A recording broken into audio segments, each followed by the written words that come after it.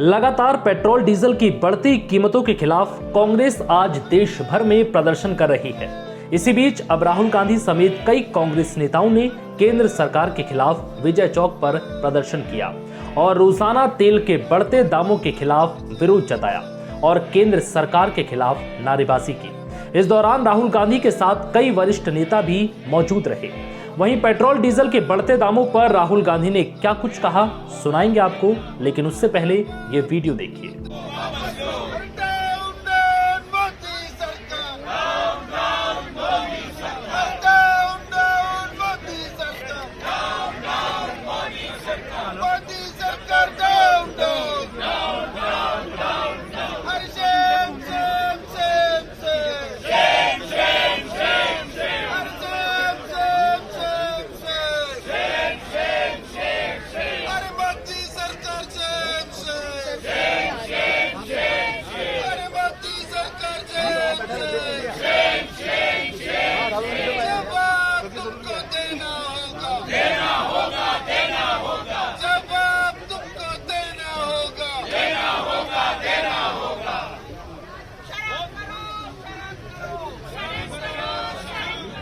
प्रदर्शन के साथ साथ राहुल गांधी ने ट्विटर पर भी पीएम मोदी पर निशाना साधा है। उन्होंने लिखा, अफगानिस्तान में पेट्रोल 66 रुपए 99 पैसे, पाकिस्तान में 62 रुपए 38 पैसे, श्रीलंका में 72 रुपए 96 पैसे, बांग्लादेश में 78 रुपए 53 पैसे, भूटान में 86 रुपए 28 पैसे, नेपाल में 97 रुपए 5 पैसे और भारत में 101 रुपए 81 पैसे प्रति लीटर है। और इसके साथ ही पीएम मोदी पर तंज कसते हुए लिखा, प्रश्न ना पूछो फकीर से, कैमरे पर बांटे ज्ञान, जुमलों से भरा झूला लेकर लूटे हिंदुस्तान। विजय चौक पर राहुल गांधी ने कहा कि पिछले 10 दिन में 9 बार पेट्रोल डीजल के दाम बढ़ाए गए हैं और इसका परिणाम मध्यम वर्ग और गरीब लोगों पर पड़ता है।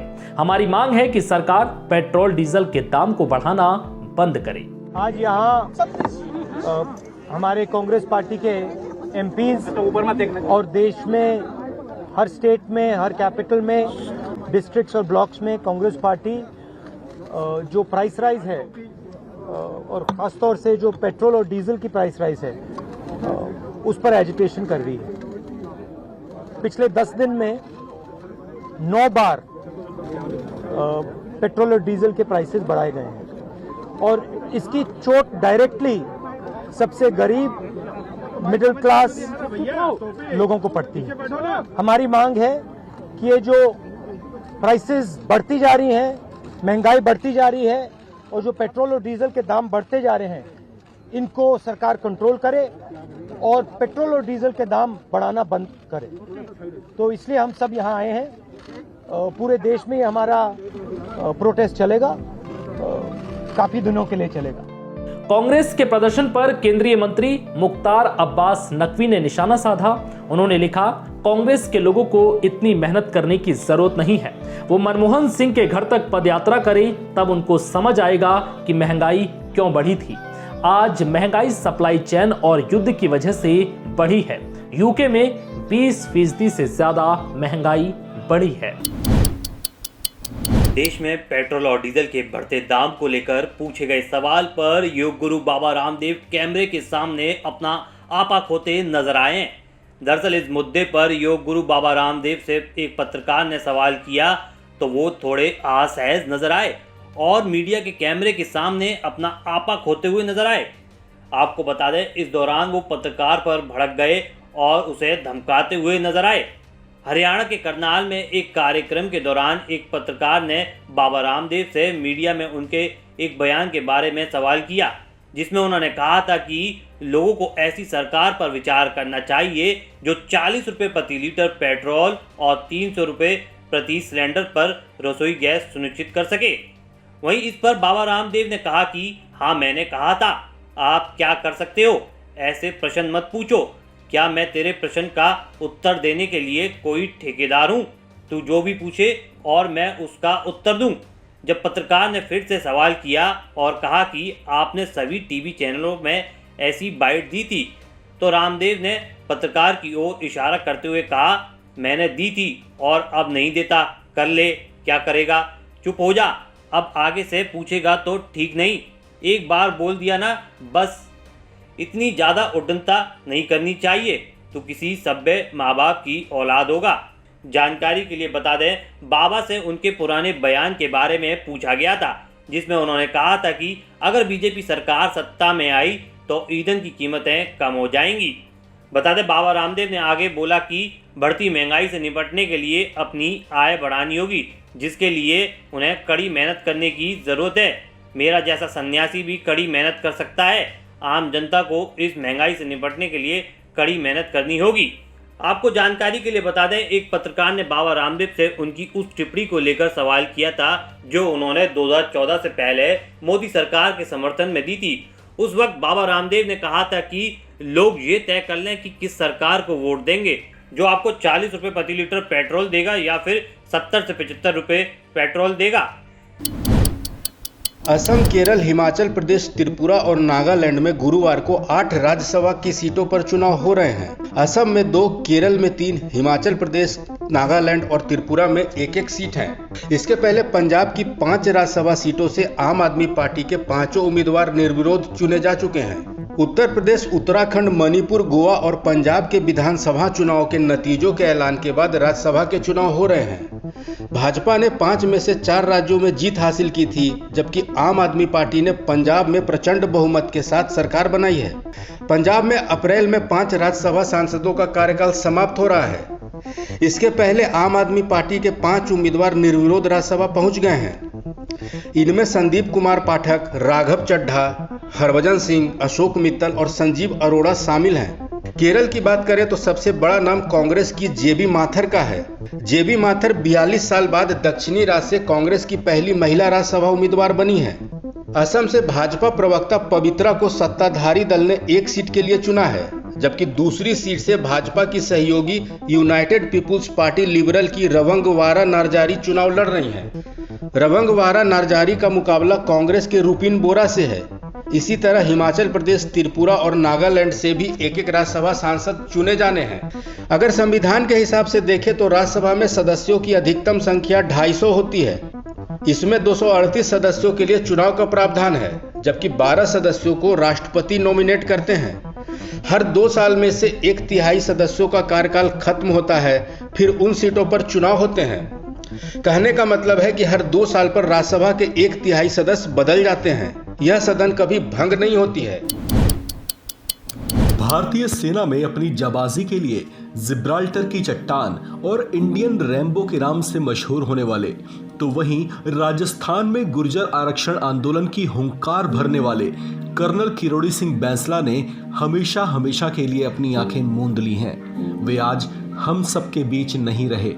बैंसला लंबे समय से बीमार चल रहे थे और उनका इलाज जयपुर के एक निजी अस्पताल में चल रहा था। गुर्जर समाज के एक प्रखर नेता के तौर पर अपनी पहचान बनाने वाले किरोड़ी सिंह बैंसला के निधन से गुर्जर समाज में शोक की लहर फैल गई है। कर्नल किरोड़ी सिंह बैंसला मूल रूप से राजस्थान के करौली जिले के रहने वाले थे। उनका जन्म करौली के मुंडिया गांव में हुआ था। अपने करियर के शुरुआती दिनों में इन्होंने बतौर शिक्षक अपनी सेवाएं दी थी।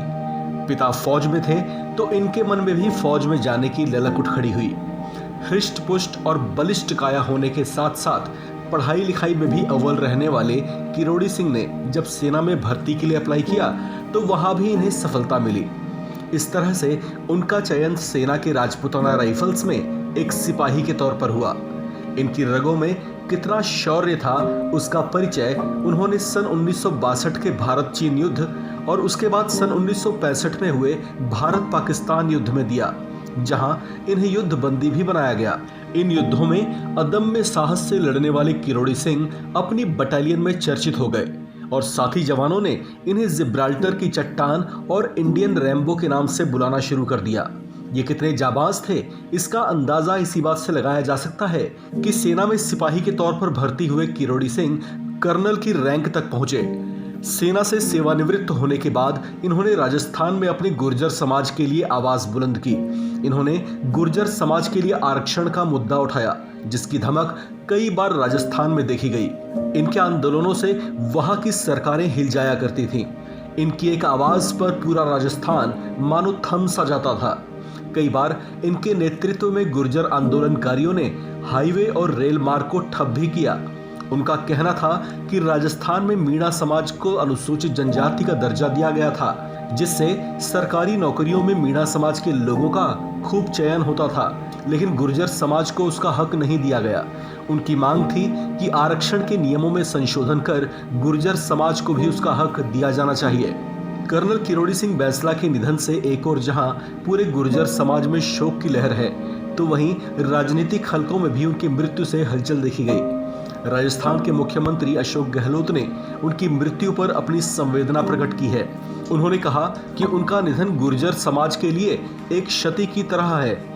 सीएम गहलोत ने कहा कि एमबीसी वर्ग को अगर आरक्षण मिलना मुमकिन हो पाया है तो इसका श्रेय सिर्फ उन्हीं को जाता है।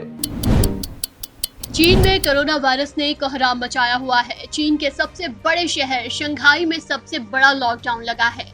लॉकडाउन ऐसा कि इंसान तो घरों में कैद ही है, वहीं जानवरों को भी सड़क पर घूमने की इजाजत नहीं। चीन समेत यूरोप के कई देशों में कोरोना की चौथी लहर कहर ढा रही है।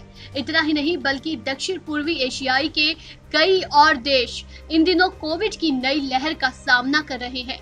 ऐसे में भारत की बात करें तो देश में जानलेवा कोरोना वायरस का कहर अब खत्म होता जा रहा है। रोजाना यहाँ मामले कम हो रहे हैं। भारत में कोरोना अभी पूरी तरह से कंट्रोल में है। देश में कोविड पाबंदियां भी हटाई जा चुकी हैं। आपको बता दें कि स्वास्थ्य मंत्रालय रोजाना कोरोना के आंकड़े शेयर करता है। उसी के मुताबिक रोजाना हम भी आपको कोरोना अपडेट देते हैं। कोरोना अपडेट में हम आपको रोजाना ये जानकारी देते हैं कि देश में कितने नए मामले दर्ज किए गए, कितनी मौतें हुई, कितनी वैक्सीन लगाई गई, कितने टेस्ट किए गए, कितने मरीज ठीक हुए हैं और देश के अलग अलग राज्यों में कोरोना का क्या हाल है। तो शुरू करते हैं आज का अपडेट। देश में मामले घटकर 1500 से कम रह गए हैं। आज 1225 नए केस दर्ज किए गए हैं। इसी के साथ देश में कुल संक्रमितों की संख्या 4,30,24,440 हो गई है। पिछले 24 घंटे में 28 लोगों की कोरोना महामारी की वजह से मौत हुई है। मौत के नए आंकड़ों के साथ ही देश में संक्रमण से मरने वालों का आंकड़ा अब 5,21,129 पर पहुंच गया है। कोरोना वायरस के संक्रमण को हराकर ठीक होने वालों की बात करें तो पिछले 24 घंटे में देश भर में 1594 मरीज ठीक हुए हैं, जिसके साथ ही कोरोना से ठीक होने वाले मरीजों की संख्या बढ़कर 4,24,89,004 हो गई है। ये जानकारी स्वास्थ्य मंत्रालय की तरफ से बृहस्पतिवार सुबह जारी किए गए आंकड़ों के मुताबिक है। देश में एक्टिव केस अब 15,000 से नीचे हैं। अब एक्टिव केस 14,307 रह गए हैं। कोरोना वायरस संक्रमण पर लगाम कसने के लिए सरकार वैक्सीनेशन पर भी काफी जोर दे रही है। स्वास्थ्य मंत्रालय के मुताबिक बीते दिन 22,27,307 खुराकें लगाई गई और अब तक वैक्सीन की कुल 184,06,55,005 करोड़ डोज लोगों को लग चुकी है। देश में अब 12 साल से ऊपर उम्र के बच्चों का वैक्सीनेशन भी शुरू हो चुका है। वहीं 60 साल से ज्यादा उम्र के लोगों को बूस्टर डोज लग रही है। कोरोना टेस्ट की बात करें तो पिछले 24 घंटे में देश भर में 6,60,987 टेस्ट किए गए हैं और अब तक देश में लगभग 78,91,00,000 कोरोना टेस्ट किए जा चुके हैं। अगर राज्यों के आंकड़ों पर नजर डालें तो बुधवार के आंकड़ों के मुताबिक केरल में 438 लोगों को कोरोना संक्रमित पाया गया और 21 मरीजों की मौत दर्ज हुई। लेकिन बता दें कि कल यहां कोई मौत नहीं हुई है। ये सभी पुरानी मौतें दर्ज की गई हैं। नए मामलों की बात करें तो महाराष्ट्र में बीते दिन 119 लोगों को कोरोना संक्रमित पाया गया और 2 मरीजों की मौत हुई। कर्नाटक में 35 मामले सामने आए और 1 मौत हुई। वहीं तमिलनाडु में 39 लोगों में कोरोना संक्रमण की पुष्टि हुई और किसी भी मरीज की मौत नहीं हुई। दिल्ली में बुधवार को कोरोना वायरस के मामलों में बढ़ोतरी देखने को मिली है। दिल्ली में कोविड-19 के 123 नए मामले दर्ज किए गए हैं, जबकि इस दौरान 1 मरीज की जान भी गई है। वहीं वर्ल्ड हेल्थ ऑर्गेनाइजेशन ने दुनिया के कई देशों में कोरोना केस बढ़ने को लेकर कहा है कि ये बड़ी मुसीबत की एक झलक भर है। कोरोना महामारी ना ही अभी खत्म हुई है और ना ही ये सीजनल बीमारी जैसी बनी है। ऐसे में नई लहर का खतरा बरकरार है। इस खबर में फिलहाल इतना ही। तमाम अपडेट्स के लिए बने रहिए वन इंडिया के साथ।